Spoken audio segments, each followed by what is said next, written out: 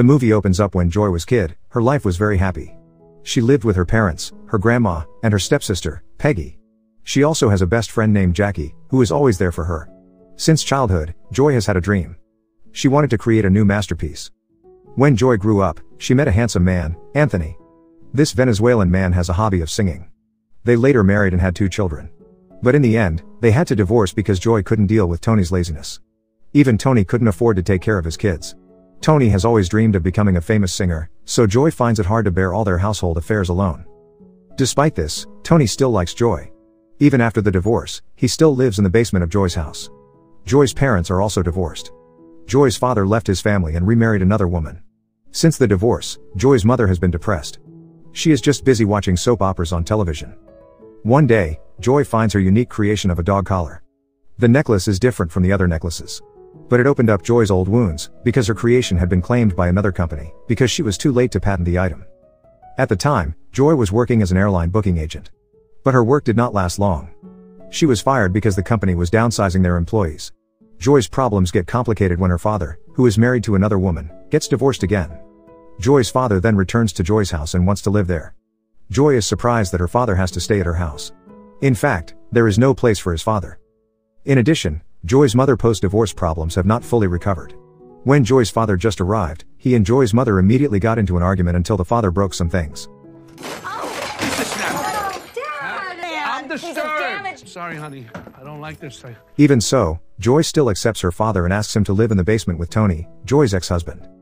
In the basement, Tony was practicing singing. Seeing his ex-father-in-law coming, Tony didn't like it. So they argue. Joy had to take a tissue roll to border Tony and her father's sleeping area. A little flashback. Joy and Tony meet at a party. On the show, Joy was mesmerized by Tony's performance while he was singing. They continued to talk. Tony shared his obsession with becoming a famous singer. This makes Joy even more amazed, because she feels that Tony's life is not like her monotonous life. It makes Joy fall in love with Tony. And since then, they dated and then got married. Rudy, Joy's father, did not like Tony since the beginning of their marriage. At Joy and Tony's wedding, Rudy messes up the party. Not only that, Rudy also opposed Tony's obsession to become a famous singer. Rudy thought it was just bullshit and wasting time. One night, Joy meets Jackie. She told her various problems that occurred in her house. A few days later, secretly, Rudy joined the matchmaking agency.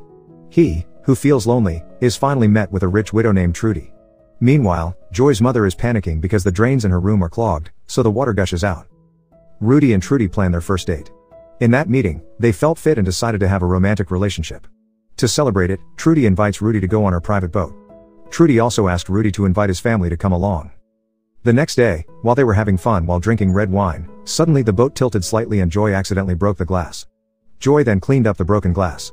But when she was wringing the mop, her hand was injured by the glass shards. Joy then behaved strangely. People there were confused by what happened to Joy. They assumed that Joy was exhausted. When Joy fell asleep, she suddenly had an idea. She even felt that she met little Joy, who had the potential to create something new. Little Joy reminded adult Joy, if for the past 17 years, she has wasted it. Joy then wakes up and suddenly asks Tony to move immediately, because they are divorced and it is not good if they still live in the same house. Joy also said the same thing to her father. Joy asks her father to move immediately because her father is divorced from her mother. But Rudy refused. So, Joy made an offer to her father. Joy asks her father to help her borrow money from Trudy. Joy hopes Trudy will invest in her business. Then, Joy immediately poured her ideas into pictures. After Rudy chatted with Trudy, Joy was then invited to explain her idea. Apparently, Joy will have the idea to make a mop called the Miracle Mop. A mop that is not squeezed by hand, but using a mechanical lever. Even the mop can wring itself out. But they were still confused by Joy's explanation, which was still in the form of an image. So, Joy had to make it first, with makeshift tools and with the help of her father's employees at the workshop. After that, Joy went back to explaining to Trudy and her father. But to get investment from Trudy is not as easy as imagined. Trudy wants to know how smart Joy is in managing her business. Trudy asked Joy a few questions. First, where Joy used to go to school. Second, what achievements did Joy get when she was at school? And the third question, if in a room there is only herself, her business partner, and a gun, would Joy want to shoot her business rival? And, Joy answered all those questions. She also answered the third question, that she would take the gun. After that, Trudy is finally ready to invest her money as capital for Joy's business. Then, Trudy invited Joy to carry out the production process. Joy started producing her mop. After that, Joy tried to sell it and offered it to every store that sells household appliances. Joy sells her mop for $20. But some stores refuse it. She was even insulted and expelled. Even though Joy's product is the first mop designed to make it easier to use. But in business, Joy's mop was considered unprofitable. The owners prefer customers to buy at $5,100 times, rather than customers buying $20 but only once. Therefore, Joy tried to sell it herself in the supermarket parking lot, accompanied by her daughter and Jackie. But no one has bought it yet. And she was kicked out by the security. No, we're leaving. You will be prosecuted. I won't come back, but you don't have to take my stuff. Seeing Joy's struggle, Tony felt sympathy for her hard work. Then, Tony invites Joy to meet his close friend, Neil Walker. Neil is a person who manages television stations and home shopping events. In his office, Neil asks Joy to present her product and demonstrate how the mop works. At first, some of Neil's colleagues seem to laugh at Joy's invention. But they try to give Joy appreciation. And after hearing an explanation of Joy's products, Neil was interested and asked Joy to produce 50,000 mops to sell on one of his television programs. Hearing that, Joy was very happy. Can you make 50,000 of these mops by next week? Yeah, I think so. In fact, she was very amazed when she saw the sales on the television program, which managed to sell a product of more than 25,000 units. Everything. Look at it against. Now watch this. Now. You need this. Watch the calls, come on. Watch them. Calls. Go over 20. Those are FTC standards. Those are when they can't call through. We gotta keep them watching. Neil then encouraged Joy, if her product could also sell that much. After that, Joy decided to borrow some more money from Trudy. At first, Trudy refused because Joy still had unpaid debts. But after several hours of deliberation, Trudy asked Joy's house to be used as collateral. And in the end, they agreed. Trudy lent money to Joy again. Then, Joy immediately produced the mops according to the amount requested by Neil. Long story short, all of Joy's family gathered to watch Joy's products to be advertised on television programs. They really hope it sells well. But after the product was promoted, none of the customers were interested in buying it. Joy is very sad because she has spent all her money on her business. Then she called Neil and asked for compensation, because he had told her to produce 50,000 units of mops. But in the contract, it is not written if the remaining items that are not sold will be completely replaced. After going through negotiations, the company will only replace 1/3 of its capital. Even so, Joy did not give up at all. She went to Neil's office to ask for one more chance, and she herself would promote her product in the television program. At first, Neil doubts Joy's abilities because she is not used to being in front of the camera. But in the end, Neil agrees with Joy's request. Then, Joy was ushered into the dressing room for makeup, just like a presenter. But Joy is uncomfortable with it, and she wants to appear as herself. She feels more comfortable with the way she is. Then, the home shopping event began. Joy looks nervous. She was silent and unable to say anything. It made Neil panic. But suddenly, a call came in asking for the mop. And as it turned out, the caller was Jackie. She pretends to be a customer to lure Joy into talking about her product. Instantly, Joy spoke fluently. She promoted the mop well. And unexpectedly, Joy's product orders reached 47,000 units. Every single day.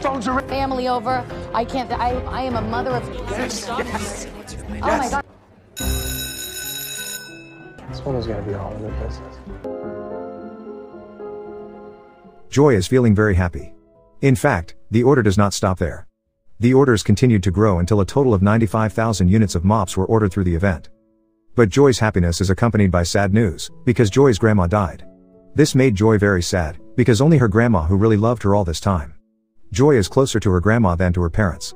But now, when Joy has succeeded, her grandma has left her for good. After her grandma's funeral, another problem came. Joy got the news that the vendor who supplied her mop material suddenly increased the price unilaterally after seeing the very good sales rating on television. This made Rudy very angry. He then sends Peggy to take care of the matter without Joy's knowledge. Rudy said that Peggy wanted to be involved in Joy's business. But Peggy makes Joy's position even weaker. Finally, Joy had to visit the vendor. But there, she did not meet the owner of the factory. Joy only met with the manager. Joy protests to the factory manager about the price being raised by the factory owner without her knowledge. After negotiations, the factory owner did not want to lower the price. Joy then wants to see the production machine to prove the truth of the reason the price went up. But Joy is not allowed to do that. Joy felt suspicious, then she went to the toilet. And accidentally, she found a ventilation hole that was big enough. She entered the hole and found it connected to the production room. Joy was shocked when she saw that her work had been secretly patented by the company. Then, the company said that the patent belongs to them. They even sold the product without Joy knowing. Then, they called the police and accused Joy of breaking through without permission. Until finally, Joy was arrested. But then, she was released by her father. Joy wants to take this case to court. But in vain, because at that time Joy lost legally. She faces a royalty claim for every mop she sells. This condition makes Trudy and Rudy angry, because Joy's debt keeps piling up. Joy's condition is getting worse, because Rudy also blames Joy. He didn't realize it was his fault. He sent Peggy and made things worse. But Rudy thinks Joy has lost Trudy's money. So, Joy was forced by Trudy to sign a bankruptcy statement so that Trudy would not continue to lose. And Trudy cut off the investment relationship between them. At first, Joy refused because she still wanted to try to maintain her business. But because of pressure from various parties, finally Joy wanted to sign the bankruptcy statement. By signing the letter, the cooperative relationship between Joy and her investors is officially ended. Even though her condition is getting worse and no one wants to support her, Joy still hasn't given up. Joy cut her hair as a sign of change. Then, she studied and observed civil law, copyright law, and patents. Based on her analysis, she found detailed differences between her design and the design patented by the company. Joy also found facts about the date of the copyright registration of the product. It turns out that Joy's work was patented much earlier. It was when Joy first borrowed money from Trudy to start her business. With the documents and the results of the analysis, Joy went to see the owner of the company. In a hotel room, the owner of the company comes and bullies Joy. The owner said that he could have killed Joy and no one would know, because people would think Joy died by suicide, because she went bankrupt. However, it didn't scare Joy. Casually, Joy explained the results of her analysis, that there was a difference between Joy's mop design and the company's patented design. So, Joy has no obligation to pay royalties. Joy also explained that she had already patented her work. Therefore, the company could be prosecuted with cases of fraud and also theft of ideas. Hearing Joy's explanation, the owner of the company was frightened. Then, he asked for peace and would return Joy's royalty money along with interest and fines. Joy stated that she would not proceed this case to the law, as long as the owner was willing to sign the documents that Joy had prepared. After all the problems and obstacles are over, Joy is now a big businesswoman and continues to create various works. She also always patents her work. Joy with her children and also her mother moved to a bigger house. Joy also takes care of her father. Neil Walker is also successful. He becomes Joy's partner and business rival. However, they maintain a good relationship with each other. Adversaries in commerce. And friends. Yes. It's nice to see you. Thank you, Neil. Even though now, Joy is rich, she never forgets her struggles. She likes to help other people and always respects the other entrepreneurs. Later, Tony and Jackie became Joy's business advisors.